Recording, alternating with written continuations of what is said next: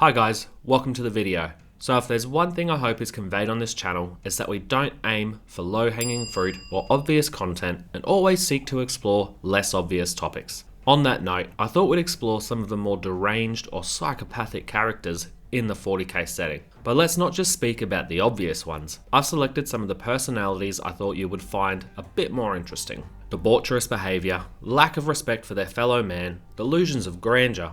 Pontius Glor has all the trademark personality traits of a true psychopath and somebody with a severe mental disorder. For those who haven't watched the Eisenhorn novel series, do yourselves a favour and check it out. It's some of the best novels in the entire Black Library range. Our first psychopath is from this series, the infamous heretic Pontius Glor. One of the interesting facets of Pontius is that he hails from a well-to-do family, a young aristocrat who preferred to spend his family's wealth on acts of violent hedonism such as the purchasing of strong slaves, staging bloody gladiatorial displays for a bloodthirsty audience, and simply all-round debaucherous, chaotic behaviour. In true 40k irony, fate, or perhaps some other malignant force, obviously had a greater future and vision for Pontius Glor. As one of his best performing slaves, a tribal warrior would gift the depraved young man with a golden torque. This wasn't just any piece of jewellery though. It was in fact an artifact steeped in the power of chaos, which Pontius explains truly opened his eyes to the greater wonder and experiences available within the galaxy. An heretical phrase, if ever I've heard one. Of course, this revelation would lead Pontius down a dark, winding path, providing him with many followers and great power before he was executed by agents of the Inquisition. After all, it doesn't matter whether you're a transhuman warrior of the Adeptus Astartes, a planetary governor, or a simple citizen. Nobody should cross the teachings of the ecclesiarchy expecting to not burn alive in penance. However, like any bad guy worth their salt, death was not the end for callous Pontius Glor. He had yet more ruthless acts and atrocities to commit. The powerful Glor family, prominent within the Helican sector, proved to be corrupt themselves, whether via insidious manipulation as a result of Pontius' own turning to the ruinous powers or some other means. In a maniacal plot to grow their own dark power beyond that of even the Imperium, the Glor family transferred Pontius' soul within a mechanical crystal of sorts, with the intention of resurrecting their ancestor so he could once again put the Glor family into the Ascension. Without giving too much away for those who will go on to listen to the Eisenhorn trilogy, the heretics were defeated by the Ordo-Xenos Inquisitor Eisenhorn, along with his trusted band of followers, though Eisenhorn would, behind the backs of his fellow Inquisitors, keep Pontius Glor's crystal with the personality or soul of the man inside. Though Eisenhorn would in a way respect or even grow fond of the heretic's company, he knew obviously that the man Pontius was could never be trusted and was far too depraved and corrupted to even remotely consider repenting for his crimes against the Imperium. Eisenhorn would make a deal with Pontius though. In exchange for creating and gifting him a body to inhabit, Pontius would aid Eisenhorn by providing him with knowledge to help combat the corrupt Inquisitor Quixos, somebody I'm sure a lot of 40k fandom has no doubt heard of, or at least seen art depicting. Of course, Pontius would never rest until he once again had the capability to pursue his own agenda, so he would secretly corrupt and murder Eisenhorn's friend Magos Buer, whom Eisenhorn entrusted with the knowledge and care of the Pontius crystal. The heretic wouldn't just do this quickly though.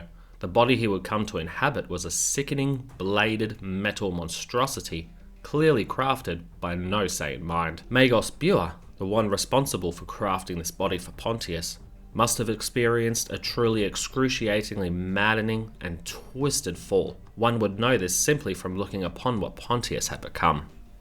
I won't give away details, but Pontius Glor is defeated by Eisenhorn and his followers, including the demon host Cherubile. The tale of Pontius Glor, not to mention Eisenhorn's own story detailing his fall from grace, is a grim adventure spanning many pages of fun in the gripping style of Dan Abnett, arguably the best author within Black Library's talent pool. Likewise, his Ravenor series is equally as entertaining. If you haven't read or listened to either, do yourself a favour and check them out. You will not regret it. Whilst Fabius could definitely be considered one of the more obvious choices for villainous psychopath, I'd like to instead point out some of the less known lore regarding him, or at least topics people may not be aware of if they haven't read the novels, which by the way are some of the best Black Library novels out there in my opinion. Now, first and foremost, chief among Fabius Bile's goals is to populate the galaxy with his own breed of humans he terms new men. Let's quickly check our symptoms of a psychopath. Behaviour that conflicts with social norms? Check. What some people may not be aware of is that he actually managed to do this, even on a planetary scale, and the Inquisition are aware. There have been instances where Bile has established entire colonies of these new men, where they can be found posing as Imperial citizens. When Imperial agents in the know uncover evidence of such blasphemy, entire cities, if not worlds, are put to the torch. Did you know that Fabius Bile created his own daughter of sorts? Her name is Melusine. Quickly checking back on our symptoms of a psychopath. Behaviour that conflicts with social norms? Yes, check. Disregarding the rights of others? Big old check. Melusine would be whisked away by Fabius Primarch Fulgrim into the warp, where she would over time take on traits of the Neverborn. Within the Fabius Bile novels though, she does visit her primogenitor to aid him through struggles, though initially, Fabius believes she may try to kill him. Fabius would commit horrific experiments on a captured Eldari pirate. Symptoms of a psychopath. Behaviour that conflicts with social norms. Yes, we know this, check. Disregarding the rights of others again, check.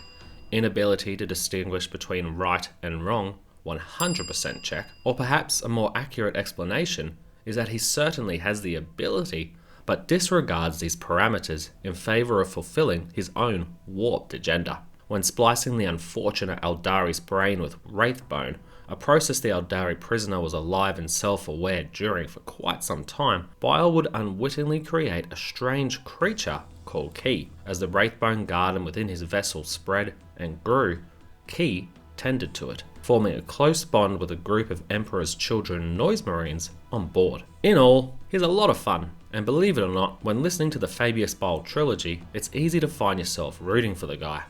Or maybe that's just me. Let me know in the comments whether you are fond of the adventures and personality of this old fella, or whether I'm just depraved. Before we speak about our next psycho, Uzas of the Night Lords, if you do enjoy my videos, please consider liking and subbing. It's totally free, and if you hit the notification icon, the little bell, YouTube will let you know when we upload new content. For those who haven't had the delight of reading Dan Abnett's Night Lord trilogy yet, Uzas is a member of First Claw within the Night Lord Legion's 10th company. The tragedy of Uzas is that he actually once was one of the more level-headed of his legion.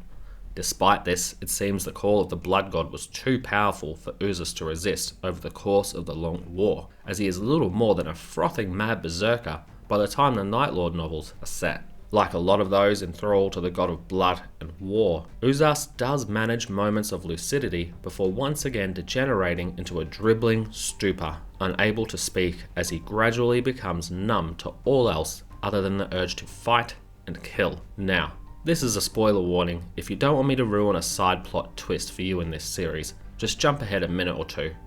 Tragically, Uzas does find himself firmly in the centre of being implicated in heinous murders of the Night Lord vessel's slave population. Now, to most Chaos Warbands, the murder of slaves wouldn't matter in the slightest, but our boy, Talos Valerian, does care. And you know what? Uzas wasn't even the one doing it. On a vessel full of depraved souls, they are Night Lords after all. One of their number had secretly become enthralled by the Prince of Debauchery and Pleasure, Slaanesh.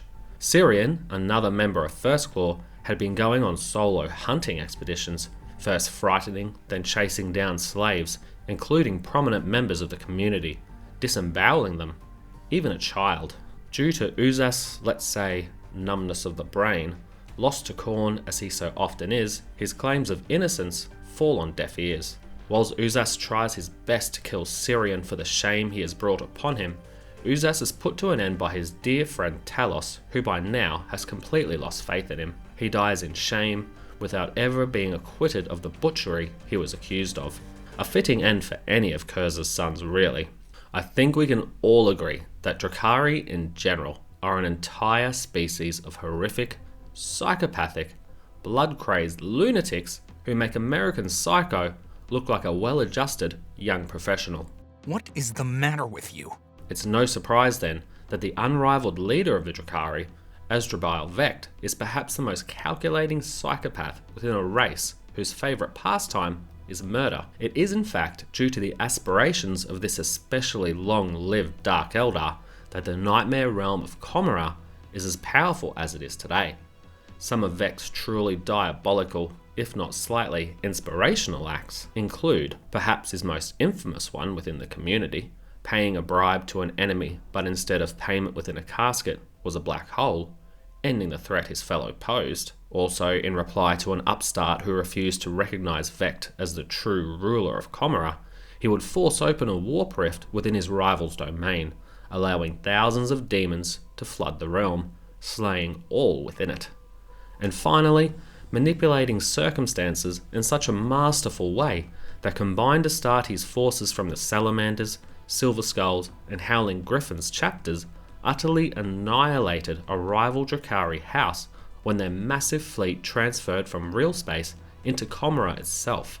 Hundreds of Astartes warriors doing battle on the streets of the Dark City. On a side note, of all the Drakari, Vect is perhaps the most deserving of a model revamp, and I personally cannot wait to see what plots he has in store for the new 40k era, not to mention the upstart Inari. Lastly, I thought we'd discuss an individual in service to the Imperium, one you probably didn't think would appear on this list. That is, Chaplain Lamartes of the Blood Angels. Now, the reason Lamartes probably shouldn't be on this list is that he's not really unhinged. As the sole survivor of a death company charged against foul orcs, Lamartes was found to be gripped by black rage, but was in fact, through some supreme force of will or perhaps even divine intervention, able to maintain his sanity. This is extremely rare within the bloodline of Sanguinius, and Lamartes' continued lucidity provides the Blood Angels with inspiration and hope that there may yet be a day when this way he can be awoken on the eve of battle to lead the Blood Angels' Death Company brethren into battle once again. Thanks so much for listening and hanging around. As I said, if you learned something new or just enjoy the content, please consider subscribing and also hitting the like button. When a YouTube video is reacted to, it tells the algorithm to share it more, something I truly do appreciate. Let me know your thoughts on these guys, not to mention who you would add to this list. There's a galaxy of lore chock full of psychos we could speak about. I'm interested on your take. Until next week, take it easy and have a good one.